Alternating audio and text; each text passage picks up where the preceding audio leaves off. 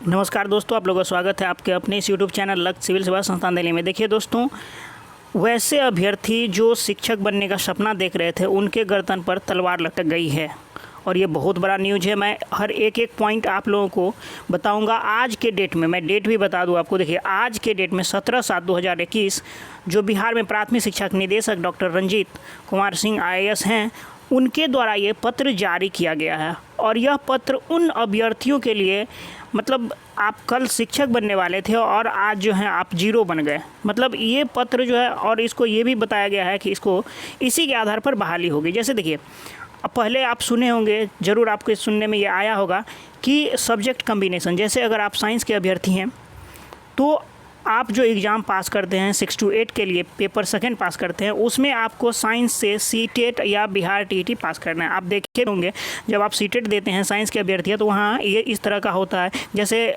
जो भी art subject से जो भी अभ्यर्थी हो, देखिए सब्जेक्ट कम्बिनेशन कुछ और होता है, मैं यहाँ दूसरी बात कर रहा हूँ। जैसे आप आर्ट से हैं, किसी भी सब्जेक्ट में, हिस्ट्री से हैं, ज्योग्राफी से हैं, इकोनॉमिक्स से हैं, तो आपको वहाँ एक सब्जेक्ट चूज करना होता है, सामाजिक विज्ञान, जिसका आप एग्ज़ाम देते हैं। और अगर आप साइंस स्ट्रीम से हैं तो यहाँ साइंस के लिए आपको एग्ज़ाम देना होता है। तो साइंस में वहाँ क्या होता है, मैथ का क्वेश्चन आता है, फिजिक्स, केमिस्ट्री, बायोलॉजी, इस तरह का क्वेश्चन आता है। तो सब्जेक्ट कम्बिनेशन एक अलग चीज़ है। तो उसी चीज़ को सख्ती से पालन करने के लिए, क्योंकि 2010-11 में जो निकला था तो इस चीज़ पर बहस हुई थी। उसके बाद जब 2017 इसमें बिहार में जब बिहार TET लिया गया था तो देखिए उस समय जब नियमावली आई थी तो ये बातें वहाँ बताया गया था, लेकिन बहुत सारे छात्रों ने इस पर क्या किया, मतलब अच्छा से या सख्ती से पालन नहीं किया इस चीज़ को, और आज उनके गर्दन पर तलवार लटक गई है। तो इसमें है क्या चीज़, देखिए मैं इसको सबसे पहले आपको पढ़ के सुना दे रहा हूँ, उसके बाद मैं आपको बता भी दूंगा।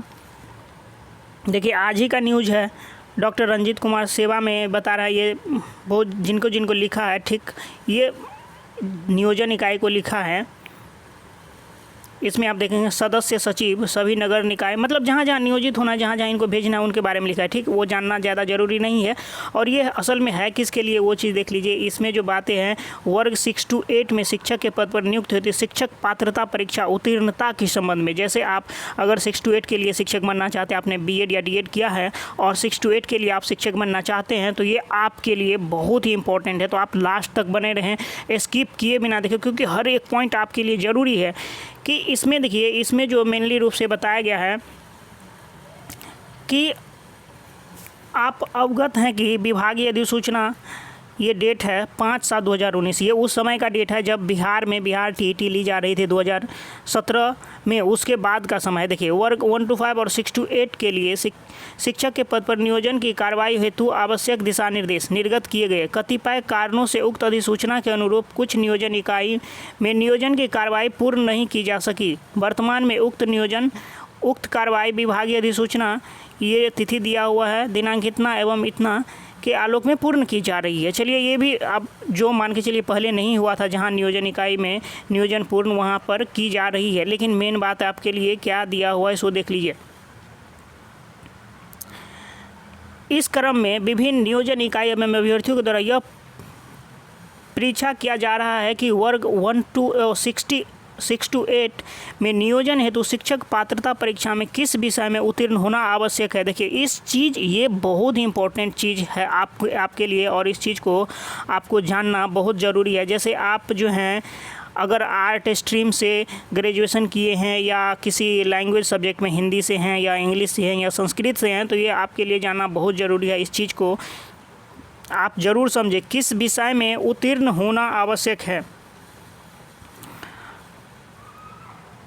शिक्षक पात्रता परीक्षा 2011 का आयोजन पहले हो गया था और बिहार पंचायत प्रारंभिक शिक्षक नियोजन एवं सेवा शर्त नियमावली 2012, बिहार नगर प्रारंभिक शिक्षक नियोजन एवं सेवा शर्त नियमावली 2012 के बाद अधिसूचना किया गया था कि शिक्षक पात्रता परीक्षा 2011 में आवश्यक सूचना प्रेषित नहीं करने के कारण स्नातक में पठित विषय, देखिए इस चीज़ को ध्यान दीजिए, ये चीज़ आपके लिए ज़रूरी है कि सूचना प्रेषित करने के कारण स्नातक में पठित विषय और शिक्षक पात्रता 2011 द्वितीय पत्र में चयनित विषयों में विभिन्नता दृष्टिगत हुई। मतलब ये 2012 की बात है, जब 2011 में जब शिक्षक पात्रता परीक्षा हुई थी, जिस तरह से 17 में बिहार टीईटी लिया गया था उसी तरह से, तो उसमें यह देखने को मिला था यह अंतर कि स्नातक में चयनित विषय, आपने स्नातक में कोई विषय चयन किया है, क्योंकि देखिए स्नातक जब आप करते हैं तो वहाँ आपको विषय का चयन करना होता है, चयनित विषय और शिक्षक पात्रता परीक्षा 2011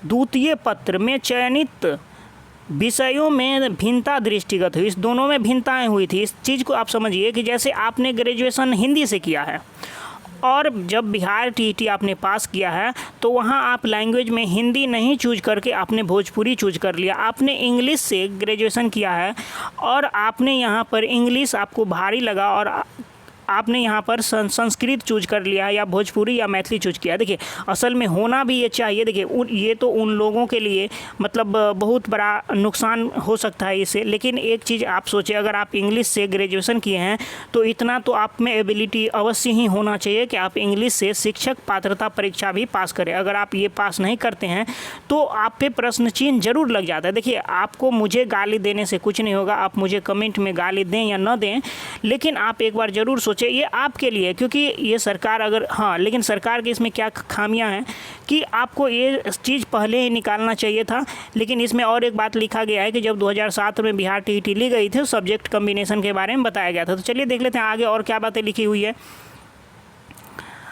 फलस्वरूप अभ्यर्थियों के हित को ध्यान में रखकर विभागीय पत्रांक, ये नंबर दिया दिनांक 2012 का ये है 23/8/2012, यह स्पष्ट किया गया कि चूँकि ऐसे अभ्यर्थी शिक्षक पद पर नियोजन हेतु पात्रता प्राप्त कर लिया है, इसलिए वे वर्ग 6 से 8 के शिक्षक पद के पद पर नियोजन हेतु स्नातक की शैक्षिक योग्यता के अनुसार आवेदन कर सकते हैं। देखिए इसमें अब बाद में भी जो 2017 का जो नया इसमें कुछ ऐड किया गया है उस चीज़ को आप देख लीजिए। यहाँ पर 2017 में क्या है, वर्ष 2017 में आहूत बिहार प्रारंभिक शिक्षक प्रशिक्षित पात्रता परीक्षा 2017 से संबंधित विज्ञप्ति संख्या इतना के अवलोकन से यह स्पष्ट किया गया है कि अभ्यर्थियों को संगत नियमावली के आलोक में योग्यता होने पर ही वे आवेदन कर सकते हैं। देखिए ये बहुत ही बड़ी चीज़ है, यहाँ इस चीज़ को आप स्पष्ट समझे कि स्पष्ट होता है कि अभ्यर्थियों को संगत नियमावली के आलोक में योग्यता होने पर ही आवेदन कर सकते हैं। मतलब उसमें जिस तरह का सब्जेक्ट कॉम्बिनेशन बताया गया है संगत नियमावली के आलोक में योग्यता होने पर, मतलब उस जो नियमावली है उसमें ये सब्जेक्ट कॉम्बिनेशन जो बताया गया है उसके हिसाब से आपके पास योग्यता होनी चाहिए। इस प्रकार तो आगे और लिखा है, इस प्रकार स्नातक में पठित गणित एवं विज्ञान विषय के अभ्यर्थियों को, अगर आपने स्नातक गणित और विज्ञान विषय से किया है, गणित एवं विज्ञान विषय के अभ्यर्थियों को द्वितीय पत्र में गणित एवं विज्ञान, देखिए इस चीज़ को आप समझिए, गणित एवं विज्ञान विषय में उत्तीर्ण होना आवश्यक है। सपोज करिए आप गणित या विज्ञान से ग्रेजुएशन किए हैं तो आप अगर इधर SST से पास कर गए हैं बिहार टीईटी 628 तो आपके लिए ये नुकसानदेह है, क्योंकि ये बताया जा रहा है कि 2017 में जब आया था नियमावली तो उसमें इस चीज़ को बहुत ही अच्छी तरीके से बताया गया था। तो इसीलिए इस तरह की आपने गलतियां की है तो आप इसमें अगर आपने इस बार फॉर्म भर भी दिया है तो आपके लिए ये बहुत बड़ा नुकसानदेह होगा। और आगे भी देख लेते हैं, होना आवश्यक है। इसी प्रकार स्नातक में पठित सामाजिक विज्ञान, अगर आपने स्नातक में सामाजिक विज्ञान विषय के अभ्यर्थी को द्वितीय पत्र में सामाजिक विज्ञान विषय में उत्तीर्ण होना आवश्यक है। भाषा समूह के लिए स्नातक में पठित भाषा, माने स्नातक में पठित भाषा के विषय के अनुरूप अभ्यर्थियों के द्वितीय पत्र में भाषा अथवा भाषा विषय में उत्तीर्ण होना आवश्यक है। देखिए द्वितीय पत्र में 2 भाषाएं थी, उसमें जो आप जिस विषय से उत्तीर्ण होना आवश्यक है, जिस विषय से आपने ग्रेजुएशन किया, अगर आपने यहाँ ये समझिए कि आपने अगर उर्दू से किया है या फारसी से किया है या बंगाली से किया है या इंग्लिश से किया है या हिंदी से किया है, तो आपको जब आप द्वितीय पत्र में आपने लैंग्वेज चूज किया था, वहाँ होता है लैंग्वेज 1 और लैंग्वेज 2, 2 लैंग्वेज आपको चूज करना पड़ता है। तो उसमें एक सब्जेक्ट आपको, एक वह जो आप हिंदी से हैं तो वहाँ एक आपका लैंग्वेज हिंदी होना ही चाहिए, आवश्यक है। देखिए इसमें लिखा भी आवश्यक है। अंकनीय है कि स्नातक के स्तर पर कंपोजिशन में पठित विषय के आधार पर भाषा विषय में चयन का आधार नहीं माना गया है। विषय के, देखिए कंपोजिशन में पठित विषय के आधार पर भाषा विषय में चयन का आधार नहीं माना गया है। देखिए ये भाषा विषय के बारे में कहा जा रहा है कि देखिए इस चीज़ को थोड़ा अंतर समझ लीजिए। मान के चलिए आप अगर SST के मतलब हिस्ट्री के सब्जेक्ट के टीचर बनेंगे तो वहाँ ये कंपोजिशन था कि हिस्ट्री अगर आप बनते हैं हिस्ट्री सब्जेक्ट के टीचर 6 to 8 में तो आपका ऑनर्स से हिस्ट्री होना ही चाहिए एक पेपर, वो कंपलसरी है। उसके बाद ज्योग्राफी और पॉलिटी में कोई एक सब्जेक्ट होना चाहिए। मतलब देखिए हिस्ट्री आपका मेन सब्जेक्ट हो गया, उधर बाकी जो 2 या 3 सब्जेक्ट बचता है उसमें आपका एक सब्जेक्ट होना ही चाहिए। जैसे देखिए आप मैथ के शिक्षक बनेंगे तो यहाँ ये कहना है इसका कि आप मैथ के शिक्षक कब बनेंगे, देखिए आपका ऑनर्स पेपर मैथ होना चाहिए। अगर आपके सब्सिडरी में मैथ है तो आप मैथ के शिक्षक नहीं बन सकते हैं, इस नियमावली के हिसाब से इसमें ये बताया जा रहा है कि देखिए इसको भी समझ लीजिए। मैथ का आपका honours paper main subject honours में जैसे देखिए बिहार में 1500 का होता है, उसमें ऑनर्स पेपर जो होता है 800 का होता है। तो जो 800 का सब्जेक्ट होता है वो आपका मेन पेपर मैथ कहलाता है। वो जो जिस सब्जेक्ट से आप करते हैं तो वो पेपर आपका उतना का होना मतलब मेन पेपर होना चाहिए मैथ का। और बाकी कॉम्बिनेशन में देख लीजिए फिजिक्स और केमिस्ट्री, इस दोनों में से कोई एक होना ही चाहिए। अगर आप कोई तीसरा सब्जेक्ट चूज कर लेते हैं तो भी कोई दिक्कत नहीं है, लेकिन मैथ और फिजिक्स ये 2 हो जाए या मैथ या केमिस्ट्री हो जाए, ये सब्जेक्ट कॉम्बिनेशन कहलाता है। इसी तरह से हिस्ट्री में है, लेकिन लैंग्वेज में इस चीज़ से छूट दिया गया था कि आप लैंग्वेज में इस तरह की बातें नहीं थी। आपने हिंदी से किया है तो ठीक है, उसमें सब्जेक्ट कॉम्बिनेशन नहीं था। लेकिन अगर आपने सीटेट के लिए या बिहार TET के लिए आप अगर हिंदी से हैं तो आपको वहाँ लैंग्वेज में हिंदी चूज करना ही है। क्योंकि बिहार में देखिए आप जब सीटेट में तो थोड़ा कम समस्याएं हो सकती है, लेकिन बिहार TET में क्या होता है कि वहाँ मैथिली सब्जेक्ट भी मैथिली आता है। तो मैथिली आ जाता है तो लोग क्या करते हैं, भोजपुरी भी आता है तो लोग क्या करते हैं कि हैं इंग्लिश से, और विषय आसान हो इसलिए क्योंकि अच्छे से अगर नहीं पढ़ाई करेंगे तो फिर आपको इंग्लिश से पास करना थोड़ा मुश्किल हो जाता है, तो मैथिली लोग रख लेते हैं। और मैथिली वहाँ क्या है, चलन की भाषा है, लोग मतलब अपने दिनचर्या में यूज करते हैं तो उनको मैथिली आसान होता है। तो लेकिन ये नहीं होना चाहिए, आप इंग्लिश से हैं तो आपको इंग्लिश होना ही चाहिए, या मैथिली से हैं तो मैथिली आप बहुत ही अच्छी बात है, या इंग्लिश से हैं तो संस्कृत से हैं तो संस्कृत। तो अगर जो लोग इसमें नहीं किए हैं तो देखिए इसमें आगे और एक चीज़ लिखा हुआ है, वो सुन करके तो आपके पैरों तले ज़मीन खिसक जाएगी दोस्तों।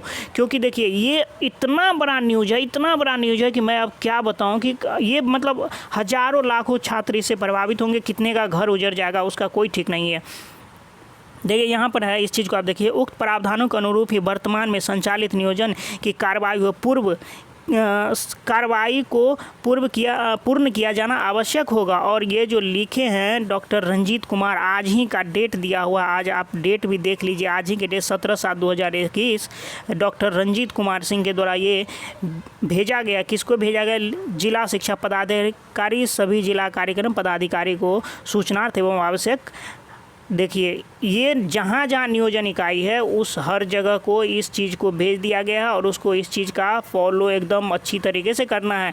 तो कहाँ कहाँ देख लीजिए, सदस्य सचिव सभी नगर निकाय, जहाँ भी नगर निकाय में मतलब चयन होता है शिक्षकों का, सभी नगर परिषद, सभी नगर पंचायत, सभी पंचायत समिति, सभी ग्राम पंचायत अंतर्गत शिक्षक नियोजन संबंधित गठित समिति, सब जगह ये भेजा गया है। तो अब आप समझ लीजिए, मेरा रिक्वेस्ट है अगर आपके पास इस तरह की समस्याएं हैं तो इसका सोल्यूशन भी होगा, तो आप मुझे कमेंट करके बताएं कि मतलब मेरे साथ ये घटनाएँ हो गई या हमने 2000 देखिए अगर ये घटनाएँ हुई तो कुछ अभ्यर्थियों का भी गलती है, क्योंकि जब 2017 में बिहार TET लिया गया था उस समय ये सब्जेक्ट कॉम्बिनेशन के बारे में बताया गया था, उस समय आपको ध्यान रखना चाहिए था। अगर आपने उस समय ध्यान नहीं रखा तो अब तो आपके लिए कोई मतलब कहीं से कुछ राहत ही नहीं है, और आपका मतलब अब क्या होगा भगवान जाने। लेकिन हो न हो, अब लोग कितने चीज़ के लिए आंदोलन करेंगे, मतलब 50 चीज़ के लिए सब कुछ के लिए आंदोलन ही करते रहेंगे क्या।